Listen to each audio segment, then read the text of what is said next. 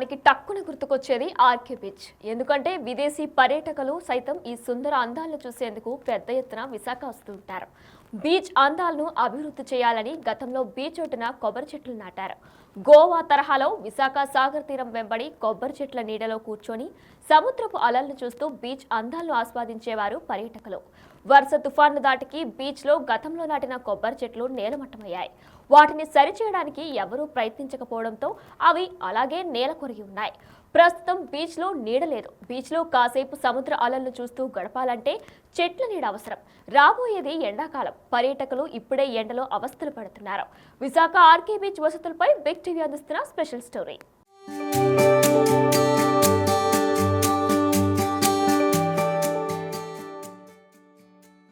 విశాఖ మహానగరం RK beach సందర్శకులతో నిత్యం కలకల్లాడుతుంది. సాయంత్రం అయితే చాలు విశాఖ బీచ్ పర్యాటకులు మరియు నగరవాసులు తాకిడితో బిజీగా అవుతుంది. వచ్చేది వేసవి కావడంతో విశాఖలో ఉష్ణోగ్రతలు పెరిగే అవకాశం ఉంది. బగబగమండే ఎండ ఉన్నా సరే బీచ్ లో గడపడానికి సందర్శకులు వస్తూ ఉంటారు. ఈ సమయంలో బీచ్ లో కాసంత నీడ కోసం చూస్తారు. బీచ్ లో ఉన్న కొబ్బరి చెట్లు వద్ద సేద తీరుతారు. కానీ గత కొన్ని రోజుల క్రితం వచ్చిన తుఫాను తాకిడికి తీరమంతా కోతకు గురైంది.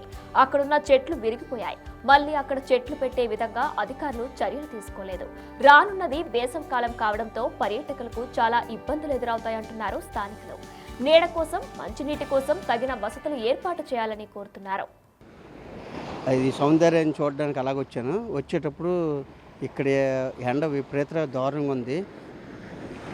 ఇంకా ఫ్యూచర్ ఆలోచించుకుంటూ గవర్నమెంట్ కూడా కొన్ని అరేంజ్మెంట్ చేయాలని నా ఉద్దేశం.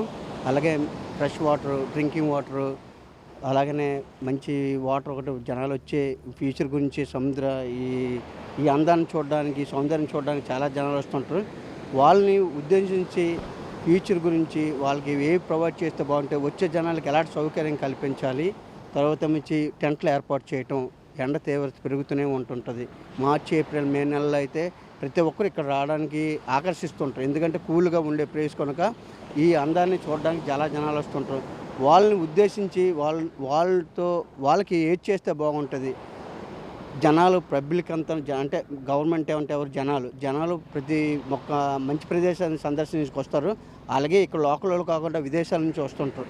ఎందుకంటే లొకేషన్ వైజ్గా విశాఖపట్నం ఒక నోటెడ్ ఉన్న ప్లేస్లో ప్రతి ఒక్క రాష్ట్రానికి కానీ దేశానికి కానీ విశాఖపట్నం అంటే అందమైన సిటీ, అందమైన నగరం అని ప్రతి ఒక్క గుర్తింపు వస్తున్న సిటీ కనుక వాళ్ళని ఉద్దేశించుకొని విదేశాలుగా సందర్శకులు వచ్చేటప్పుడు వాళ్ళకి ఎటువంటి సౌకర్యం కల్పిస్తే బాగుంటుంది అని గవర్నమెంట్ ఒక ఉద్దేశిస్తూ వాళ్ళకి మంచి సౌకర్యం, ఒక అందమైన నగరం కనుక దాన్ని మిస్యూజ్ చేయకుండా ఇంకా సందర్శకులు ఎక్కువగా వచ్చేటట్టు ఆకర్షితులైతే గవర్నమెంట్కి ఇన్కమ్ వస్తుంది, టూరిజం ప్లేస్ కూడా డెవలప్ అవుతుంది, అన్ని విధాలుగా బాగుంటుందని నా ఉద్దేశం.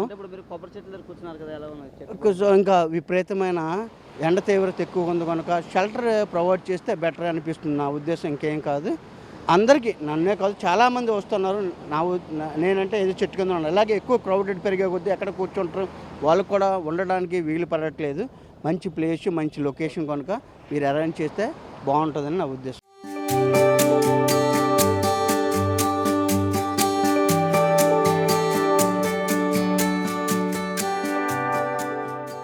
ఇటు ఆర్కే బీచ్ నుంచి అటు భీమిలి బీచ్ వరకు కొబ్బరి చెట్లు బీచ్ కి స్పెషల్ అట్రాక్షన్ గా ఉండేవి. ప్రస్తుతం అలాంటి పరిస్థితి లేదు. చెట్లు నాటారు కానీ వాటి సంరక్షణ గురించి పట్టించుకోవడం లేదు. ఇప్పుడు నీడతో పాటు తీరమంతటా మంచినీటి సదుపాయం కూడా ఏర్పాటు చేయాలని సందర్శకులు కోరుతున్నారు. విశాఖపట్నం అంటే ప్రతి ఒక్కరికి ఇష్టం. విదేశీయులు సైతం విశాఖ బీచ్ కు వచ్చి ఎంజాయ్ చేస్తారు. సందర్శకుల గురించి ఆలోచించి మరిన్ని వసతులు ఏర్పాటు చేస్తే పర్యాటక రంగం బాగా అభివృద్ధి చెందుతుందంటున్నారు స్థానికులు. మరి మీరేమంటారో కమెంట్ రూపంలో తేల్చండి. వచ్చే కాలం అంతా ఎండాకాలం కాబట్టి ఇప్పుడు ఈ గొట్లన్నీ తెగిపోయి మొత్తం చెట్లన్నీ గ్రీనరీ అంతా పడిపోయింది. మళ్ళీ ఇవన్నీ గవర్నమెంట్ ఇవన్నీ టేక్ కేర్ తీసుకొని మళ్ళీ చెట్లు వేయడానికి, అలాగే మరి టూరిజం మన వైజాగ్ అందరూ ఎక్కువ టూరిజం వస్తున్నారు కాబట్టి వాళ్ళ కొరకు మరి బీచ్ రోడ్లు అంతా మరి ఎక్కువ వచ్చేది ఇటుపక్క కాబట్టి వాళ్ళ కోసం షెల్టర్స్, నేను వాటర్ సప్లై, అలాగే వాటర్ పాయింట్, అలాగే ఇంకా చిన్న చిన్న టెంట్లు అలాంటివి వేసి ఉంచుతుంటే వచ్చే టూరిజం అంతా కూడా బాగుంటుంది. అలాగే ఇక్కడ సగం గొట్లు తెగిపోయి కాబట్టి ఇవి ఎవరైనా వచ్చినా టూరిజం వచ్చిన వాళ్ళు చూడటానికి బాగోదు కాబట్టి ఇవి గవర్నమెంట్ బేగా కార్పొరేషన్ అన్ని టేక్ కేర్ తీసుకొని గొట్లు వేయడానికి అలాగే ఈ మొక్కలన్నీ మళ్ళీ సేమ్ యాజ్ ఇట్ ఈస్గా చేయడానికి చేస్తే టూరిజం వచ్చిన వాళ్ళకి బాగుంటుంది. ఇంకా ఎక్కడి నుంచో దూరం వచ్చిన వాళ్ళకి ఇవన్నీ పడిపోయి ఈ గొట్లని తెగిపోయి చూడటానికి వాళ్ళు కూడా భయపడతారు. అందుకని ఒడ్డుకు రావడానికి కూడా సీలో రావడానికి కూడా భయపడతారు. అందుకని ముందు ఈ కార్పొరేషన్ గవర్నమెంట్ అంతా టేక్ కేర్ తీసుకుని ఎంసీవీ అంతా ఈ వచ్చే ఎండాకాలంలో అందరూ కూడా చల్లదనానికి ఎక్కడెక్కడ ఏవి చేయాలో టెంట్లు కానీ వాటర్ పాయింట్ కానీ ఇంకేవేవో చేయాలో వాళ్ళు కార్యక్రమాలన్నీ చేస్తే ఇంకా బాగుంటుంది. అలాగే మరి దూరం నుంచి ఎక్కువ వైజాగ్ అంతనా టూరిజం హబ్ కాబట్టి ఇంకా ముందు కార్యక్రమాలన్నీ బాగా చేయాలనేసి మేము అనుకుంటున్నాము. కానీ ఆల్రెడీ ఎండాకాలం బాగా స్టార్ట్ అయిపోయింది. చాలామంది ఈ కోకోనట్ ట్రీస్ కింద కొబ్బరి చెట్ల కింద కూర్చున్నామా, ఇప్పుడు పడిపోయే పరిస్థితి లేదు. ఇప్పుడు ఆ చెట్లన్నీ పడిపోయాయి కాబట్టి కోకోనట్ ట్రీస్ అన్నీ పడిపోయాయి కాబట్టి మళ్ళీ ఎక్కడి నుంచి అయితే గొట్టలు తెగిపోయో మళ్ళీ అంతా ఫుల్అప్ శాండ్ అంతా ఫిల్అప్ చేసి మళ్ళీ కోకోనట్ ట్రీ కాకుండా వేరే ట్రీస్ కానీ ఏమైనా గట్టిగా వేసి ఉంటే వచ్చే టూరిజం వాళ్ళు కానీ సండే మరి పిల్లలతో ఫ్యామిలీస్ అందరూ వస్తారు కాబట్టి కూర్చోడానికి అన్నిటికి బాగుంటాయి. అదే చేయకుండా అలా వదిలేస్తే మట్టుకి మళ్ళీ రావడానికి కూడా అందరూ కూడా టూరిజం వాళ్ళు కానీ ఇక్కడ వచ్చే లోకల్ సిటీలో ఉన్న వాళ్ళు కూడా అవి చూడడానికి బాగోదు. బేగా ఇంప్రూవ్మెంట్ చేస్తే బాగుంటుంది. ఇప్పుడు చూడండి లాస్ట్ టైము మన బస్ షెల్టర్లు అన్నీ బాగుండేవి కాదు. ఇప్పుడు బస్ షెల్టర్ ప్రతి బస్ స్టాప్ దగ్గర గవర్నమెంట్ వైఎస్ఆర్ గవర్నమెంట్ షెల్టర్ అలాగే చేశారో అలాగా ఈ యొక్క ప్రాంతంలో కూడా అలాగే ప్రతి చోట్ల కూడా గవర్నమెంట్ టేక్ కేర్ తీసుకుని పనులు చేస్తే బాగుంటుందండి. For more videos like this, subscribe Big TV channel.